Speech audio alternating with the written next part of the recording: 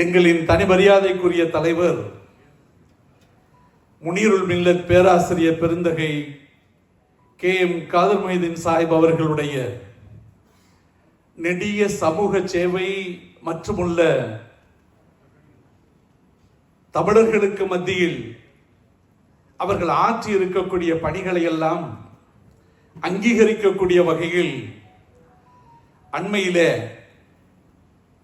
தமிழ்நாடு அரசின் சார்பாக மிக குறிப்பிட்டு வருடத்திற்கு ஒரு முறை ஒருவர்தான் என்று தேர்ந்தெடுக்கப்பட்ட வகையில் இந்த ஆண்டினுடைய 2025 ஆண்டின் மிக உயரிய விருதான தகைசால் தமிழர் என்கிற விருதை மாண்புமிகு தமிழக முதல்வர் மு.க. ஸ்டாலின் அவர்கள் இந்தியாவின் சுதந்திர தினம் ஆகஸ்ட் 15 நாள் அன்று வழங்கி சிறப்பித்தமைக்கு முதற்கண் தமிழ்நாடு முதலமைச்சர் அவர்களுக்கு தமிழ்நாடு மக்களோடு சேர்ந்து இலங்கை முஸ்லிம் பெருமக்களாகிய உங்களோடு இணைந்து மாண்புமிகு தமிழ்நாடு முதலமைச்சர் அவர்களுக்கு நாம் நன்றி செலுத்த கடமைப்பட்டிருக்கிறோம்.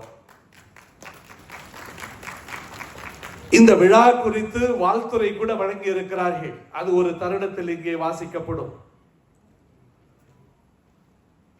நம்முடைய பேராசிரியர் பெருந்தகை அவர்கள் இளவயதிலிருந்து தன்னுடைய வாழ்வியலை ஒழுக்க மாண்புடைமையோடு இஸ்லாமிய நல்லிணக்க ஒழுக்க நெறிமுறைகளுக்கு உட்படுத்தி தனி மரியாதைக்கு உரியவராக தனிப்பட்ட ஒழுக்க வாழ்வியலில் இதுவரையிலும் விரல் நீட்டி ஒரு சிறு கரை கூட புள்ளி கூட சொல்ல முடியாத அளவிற்கு நேர்மையான நேர்த்தியான ஒரு வாழ்வியல் முறையை இதுநாள் வரையிலும் தொடர்ந்து கடைபிடித்து வரக்கூடிய மாபெரும் தலைவராக, எங்களுக்கெல்லாம் வழிகாட்டியாக, இன்னும் சொல்ல போனால் மாணவ பருவத்திலிருந்து அவர்களோடு நான் தொடர்ந்து விரல் பிடித்து நடந்து வரக்கூடிய மாணவனாக, என்னுடைய தந்தையார் பேராசிரியர் அவர்களோடு மிகுந்த நெருக்கமுடையவராக இருந்த காரணத்தினாலே கல்லூரி மாணவ பருவத்தில் நம்முடைய தலைவர்களிடத்திலே ஒப்படைக்கப்பட்ட நான் அவருடைய வழிகாட்டுதலின்படிதான், ஆலோசனைகளின்படிதான் நான் பட்டப்படிப்பை முடித்து பொது வாழ்வில் இன்று வரையிலும் அவர்களுடைய தலைமையில் நாங்கள் பணியாற்றி கொண்டிருக்கிறோம். அந்த வகையிலே மற்ற எல்லோரும் எந்த நிலையில் அவர்களோடு பயணித்தாலும் இந்த வகையில் பார்க்கிற போது நான் பெரும் பாக்கியமுடையவனாக நான் எண்ணுகிறேன். அன்பானவர்களே, தாய் சபை இந்திய யூனியன் முஸ்லிம் லீக் என்கிற மாபெரும் இயக்கம் 100 ஆண்டு வரலாற்று பாரம்பரியம் கொண்ட இயக்கம். இந்திய சுதந்திர போராட்டத்தில் முனைப்போடு பணியாற்றிய மாபெரும் 2 இயக்கங்கள் அகில இந்திய முஸ்லிம் லீக், அகில இந்திய காங்கிரஸ். பாகிஸ்தான் பிரிவினைக்கு பிறகு அகில இந்திய முஸ்லிம் லீக் இந்திய யூனியன் முஸ்லிம் லீக் என்ற பெயர் மாற்றத்தோடு தொடர்ந்து அதனுடைய செயல்பாடுகளை பச்சிலம் பிறை கொடி பட்டொலி வீச அதனுடைய வண்ணமும் மாறாமல் அதனுடைய சின்னமும் மாறாமல் 100 ஆண்டு கால பாரம்பரிய வரலாற்று பெருமையோடு தொடர்ந்து சமூக பணி ஆற்றி வந்து கொண்டிருக்கக்கூடிய இந்திய யூனியன் முஸ்லிம் லீக்கினுடைய தேசிய தலைவராக இருந்து அரும்பணி ஆற்றிய இந்திய யூனியன் முஸ்லிம் லீக்கினுடைய நிறுவனர் கண்ணியத்திற்குரிய காயிதே மில்லத் முகமது இஸ்மாயில் சாஹிப் அவர்களுக்கு பிறகு தமிழகத்திலிருந்து தேசிய தலைவராக அகில இந்திய முஸ்லிம் பெருமக்களுக்கும் தலைமையேற்று பணியாற்றி கொண்டிருக்கக்கூடிய அரும்பெரும் தலைவராக நம்முடைய பேராசிரியர் முனீருல் மில்லத் அவர்கள் விளங்குகிறார்கள் என்பது தமிழக வரலாற்று முறை என்றல்ல, இந்திய வரலாற்றில் ஒரு முக்கிய அங்கம். நம்முடைய பேராசிரியர் அவர்கள் ஜமால் முகமது கல்லூரியிலே பேராசிரியராக பணிகளை தொடங்கி ஒரு காலகட்டத்தில் அந்த கல்லூரியினுடைய முதல்வராக ஆக இருக்கக்கூடிய சமயத்தில் தான் சமுதாய பணியில் தன்னை முழுமையாக ஒப்படைத்து முழு நேர பணியாளராக இருக்க வேண்டும் என்கிற முடிவை மிகவும் உறுதியோடு எடுத்து அந்த பொறுப்பிலிருந்து தன்னை விடுவித்துக் கொண்டு ராஜினாமா செய்துவிட்டு சமுதாய பணிகளிலே தொடர்ந்து ஈடுபட்டு வரக்கூடிய மாபெரும் தலைவர். அவர்களுடைய இந்த நெடிய பயணத்தில் பல்வேறு சம்பவங்கள், பல்வேறு நிகழ்வுகள் வரலாற்று சிறப்புமிக்க வகைகளாக எடுத்து சொல்லலாம். அதற்குரிய நேரம் கிடையாது. ஆனாலும் ஒன்றிரண்டு தகவல்களை மாத்திரம் சொல்லி நான் அமர விரும்புகிறேன். சரித்திர பேராசிரியராக அந்த துறையினுடைய தலைவராக இருந்ததோடு மாத்திரமல்ல, வரலாற்றில் எந்த அத்தியாயத்தை பற்றி, எந்த பக்கத்தை பற்றி, எந்த தலைப்பை பற்றி எப்போது கேட்டாலும் அதற்குரிய முழு விளக்கங்களையும் விவரங்களையும் விலாவாரியாக எடுத்து வைக்கக்கூடிய ஒரு தனித்தன்மை நம்முடைய பேராசிரியர் பெருமகனாருக்கு உண்டு.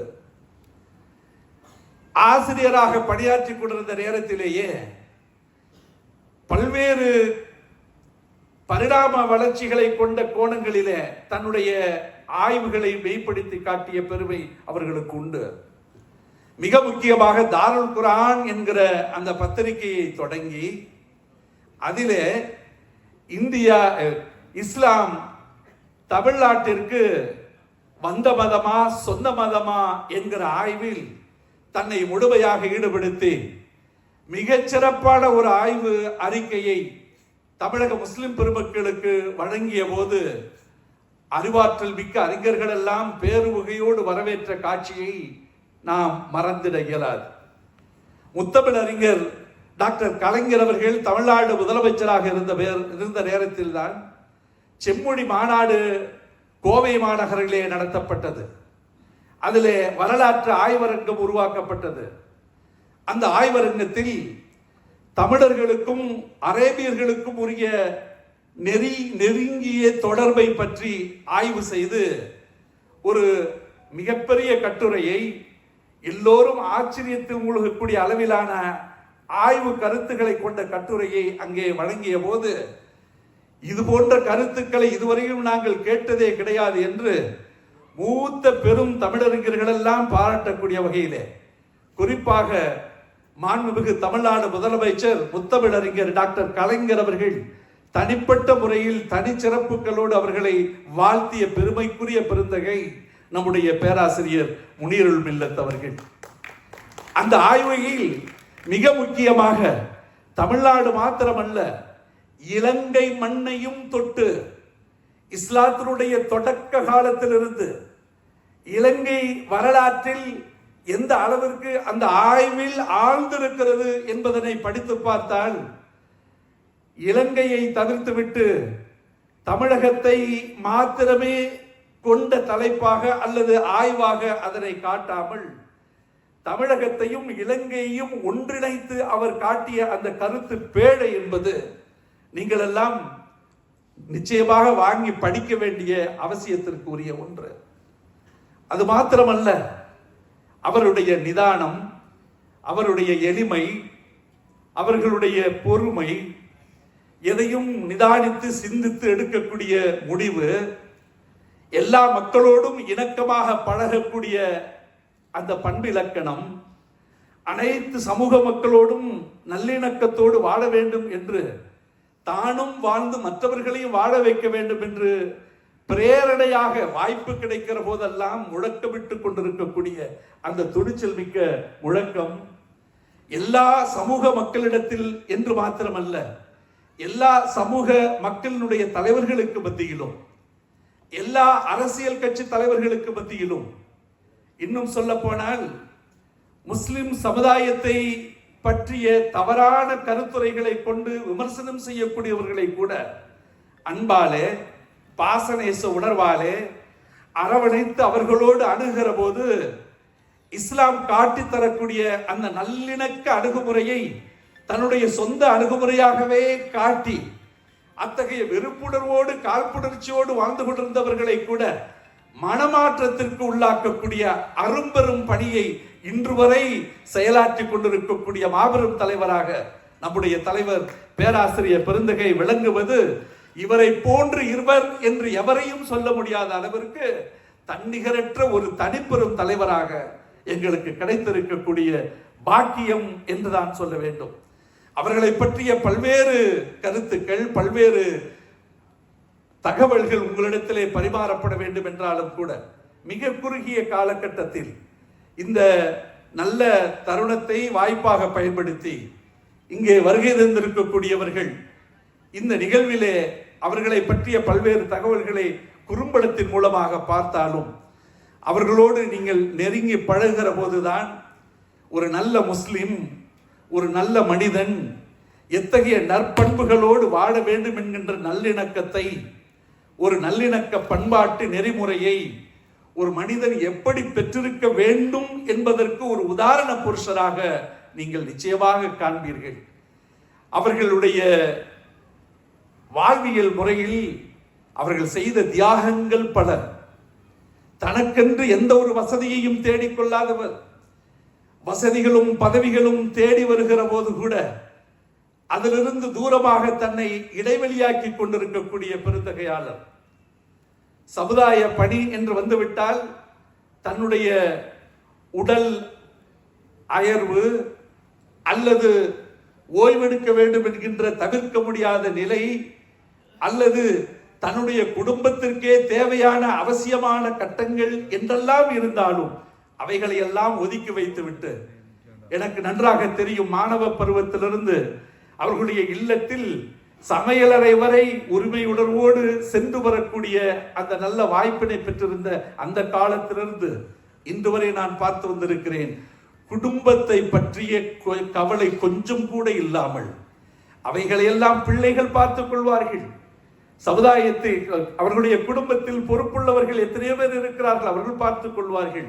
ஆனால் சமூகத்தை பற்றிய கவலை உணர்வோடு தளத்தில் என்று பணியாற்ற வேண்டிய கடமை எனக்கு இருக்கிறது என்று சொல்லி சில நேரங்களிலே உடல் நோய்வாய்ப்பட்டு இருக்கக்கூடிய நிலையிலும் கூட அவைகளை எல்லாம் பொருட்படுத்தாமல், மருத்துவர்கள் கண்டிப்புடன் நீங்கள் பயணிக்க கூடாது என்று சொன்னாலும் கூட அவைகளை எல்லாம் உதறி தள்ளிவிட்டு சமுதாயப்படி ஆற்றுவதற்கு தன்னையே அர்ப்பணித்துக் கொண்டு கஷ்டங்களை தன்னை நோக்கி வர வேண்டும் என்கின்ற விருப்ப உணர்வோடு இந்த சமுதாயத்திற்கு அல்லாஹ்வின் புறத்திலிருந்து கிடைக்கக்கூடிய தரஜா ஒன்று மாத்திரமே எனக்கு போதும் என்கிற பிடிவாத உணர்வோடு, உறுதிப்பான்மையோடு அவர்கள் தன்னுடைய காலத்தை தொடங்கி இதுவரையிலும் நடத்தி கொண்டிருப்பதுதான் அவர்களுக்கு சிறப்பு. ஒன்றை சொல்லி முடிக்கிறேன். இப்படிப்பட்ட தியாக வாழ்க்கைக்கு, இப்படிப்பட்ட அற்புதமான வாழ்வியல் முறைக்கு நம்முடைய தலைவர் பேராசிரியர் அவர்களுடைய துணைவியார் துணை நின்ற காலம் இருக்கிறதே, அவர்கள் பட்ட கஷ்டங்கள் இருக்கின்றனவே. ஒரு குடும்பத்தினுடைய தலைவர் உறுதுணையாக இருக்க முடியாத சூழ்நிலையில் எல்லாம் தனிப்பட்ட முறையில் ஒரு பெண் எத்தகைய சவால்களை சந்திக்க வேண்டும், எத்தகைய சிரமங்களை சந்திக்க வேண்டும், எத்தகைய சோதனைகளை சந்திக்க வேண்டும், அத்தனையும் சந்தித்த ஒரு பெண்மணியாக பேராசிரியர் அவர்களுடைய துணைவியார். நாங்கள் எல்லாம் சிறு வயதிலிருந்து அம்மா என்று அன்போடு அழைக்கக்கூடியவர்கள். உடல் நலம் பாதிக்கப்பட்டு இருக்கக்கூடிய நிலையிலும் கூட அவர்களை பற்றி கொஞ்சம் கூட கவலை இல்லாமல் சமுதாயத்திற்காக ஓடி ஓடி பயணித்துக் கொண்டிருந்த ஒரு மாபெரும் தலைவர். சமுதாயத்திற்கு ஒரு முஸ்லிம் உன்னதமாக எப்படி உழைக்க முடியும் என்று எங்களுக்கெல்லாம் சொல்லி காட்டுகிற பேராசிரியர் பெருந்தகை. எங்களுக்கு இது போன்ற ஒரு தலைவர் நாங்கள் வாழுகின்ற காலத்தில் கிடைக்கப்பெற்றது மிகப்பெரிய பாக்கியம் என்று எண்ணிக்கொண்டிருக்கிறோம். இடையிலே அவர்கள் மிகுந்த நிலையிலே அவர்கள் நோய்வாய்ப்பட்டு மருத்துவமனையிலே சிகிச்சைக்காக அனுமதிக்கப்பட்டிருந்த நிலை, கொரோனா பெருந்தொற்று அவர்களை பீடித்து அவர்களை நாங்கள் இழந்து விடுவோமோ என்று நாங்கள் அச்சப்பாட்டோடு இருந்த காலத்தில் இறைவன் அவர்களுக்கு மீண்டும் உயிர் தந்து இந்த சமுதாயத்திற்கு வழிகாட்டக்கூடிய தனிப்பெரும் தலைவராக எங்களுக்கு வழங்கி இருப்பதை அல்லாஹ்விற்கு தொடர்ந்து நன்றி செலுத்திக் கொண்டே இருக்கிறோம். அவர்களுக்கு இந்த தகைசால் தமிழர் விருது கிடைத்திருப்பதற்காக இலங்கை மண்ணிலே ஒரு பாராட்டு நிகழ்ச்சி நடக்கிறது என்று சொன்ன மாத்திரத்தில் தாய் சபை முஸ்லிம்ஸ் இந்திய யூனியன் முஸ்லிம் லீக்கினுடைய அடலேறிகள் ஒரு மாத சம்பளத்திற்கு சமமாக கூட இருக்காது விமான டிக்கெட். தன்னுடைய வருமானத்திற்கும் அதிகமான அளவிற்கு தான் விமான டிக்கெட் இருக்கும் என்று கூட என்கிற நிலையிலும் கூட அருமை சகோதரர்கள், என்னுடைய அருமை தம்பிமார்கள், என்னுடைய அருமை அண்ணன்மார்கள் எத்தனை பேர் விமானம் பயணித்து வந்து இலங்கையிலே நம்முடைய தலைவர் அவர்களுக்கு நடத்தப்படுகிற பாராட்டு விழாவை நாங்கள் நேரில் காண வேண்டும் என்கின்ற தாகமுணர்வோடு வந்திருக்கிறார்கள். இலங்கை நாட்டிற்கு இதுவரையிலும் இத்தனை பேர் கொண்ட ஒரு குடும்பம் வந்திருப்பதாக சரித்திரம் கிடையாது. அவர்களெல்லாம் தமிழ்நாட்டிலேயே ஒரு இடத்திலிருந்து இன்னொரு இடத்திற்கு பயணம் செய்வது என்பது மிகப்பெரிய கேள்விக்குறிதான். ஒரு நாடு விட்டு இன்னொரு நாடுக்கு என் தலைவனுக்காக பயணித்து சென்று அந்த தலைவனுக்கு பாராட்டு நிகழ்கிற போது நான் நேரில் சென்று அதனை அனுபவிக்க வேண்டும் என்று வந்திருக்கிறார்களே, அதுதான் முஸ்லிம் சமுதாயத்தினுடைய ஏக்க பெருமூச்சினுடைய ஒரு அடையாளமாக அவர்களுடைய வருகை அமர்ந்திருக்கிறது. அவர்களை எல்லாம் நான் நெஞ்சார பாராட்டுகிறேன். உங்களோடு ஒருவனாக பயணித்து வந்து நம்முடைய தலைவர் பேராசிரியர் அவர்களுக்கு உச்சி முகுந்து அவர்களை பாராட்டி இந்த மண்ணில் அவர்களுக்கு தரப்படுகிற பாராட்டுக்களை, பாசநேச உணர்வுகளை கையில் ஏந்தி செல்லக்கூடிய நல்ல உள்ள வலிமையோடு வந்திருக்கக்கூடிய உங்களை எல்லாம் நான் அன்போடு வரவேற்கிறேன், பாராட்டுகிறேன், நன்றி செலுத்துகிறேன். அத்துணை பேருக்கும் நல்ல வரவேற்பு தந்து, இருப்பதற்கு இடம் தந்து, உணவளித்து உபச்சாரம் செய்யக்கூடிய எங்களுடைய மரியாதைக்குரிய ரவுஃப் ஹக்கீம் சகோதரர் அவர்கள் எப்பொழுது தமிழ்நாட்டிற்கு வந்தாலும் அந்த சகோதர வாஞ்சியை வெளிப்படுத்தி, எப்போது நாங்கள் இங்கே வரக்கூடிய சூழ்நிலைகள் வந்தாலும் குடும்பத்தில் ஒரு உறவினராக எண்ணக்கூடிய அளவிற்கு உளப்பூர்வமான உள்ளன்பை செலுத்தக்கூடிய முன்னாள் அமைச்சர், நம்முடைய மாண்புமிகு நாடாளுமன்ற உறுப்பினர், ஸ்ரீலங்கா முஸ்லிம் காங்கிரஸ் தலைவருடைய தலைவர், என்னுடைய அருமை சகோதரர் மரியாதைக்குரிய ரவுஃப் ஹக்கீம் அவர்களுக்கு எங்கள் குழுவினரின் சார்பாக, தமிழகத்தினுடைய முஸ்லிம் சமுதாயத்தின் சார்பாக, நீங்கள் எல்லாம் அங்கே இருந்து வந்திருக்கக்கூடிய அருமை சகோதரிகள் கரவொலி எழுப்பி அவர்களுக்கு பாராட்டுகள் தெரிவித்து, அவர்கள் ஏற்பாடு செய்திருக்கக்கூடிய இந்த நிகழ்ச்சிக்கு பல்வேறு பணிகள் இருந்தாலும் அவைகளை எல்லாம் ஒதுக்கி வைத்துவிட்டு இங்கே சான்றோர் பெருமக்கள், சமுதாயத்து பெருமக்கள், அரசு அதிகாரத்தில் இருக்கக்கூடிய பெருந்தகைகள் எல்லாம் இங்கே மதித்து வந்திருக்கிறார்களே, அவர்களுக்கெல்லாம் நன்றி செலுத்தக்கூடிய வகையிலே இன்னொரு முறை பலத்த கரவொலி எழுப்பி நம்முடைய நன்றி உணர்வை தெரிவிக்க வேண்டுமாய் கேட்டுக்கொண்டு வாய்ப்பளித்தமைக்கு நன்றி கூறி விடைபெறுகிறேன். நன்றி, வாழ்த்துக்கள்.